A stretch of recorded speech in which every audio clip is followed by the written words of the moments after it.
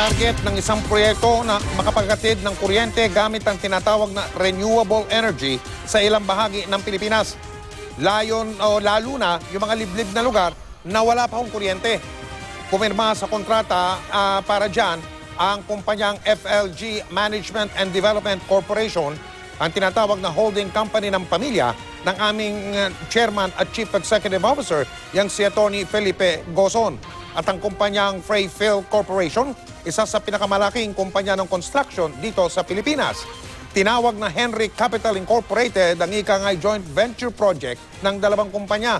At una nilang pinaplanong proyekto ay ang paglalagay ng hydropower plant sa lalawigan ng Kalinga. It's a privilege so that together we can serve the country.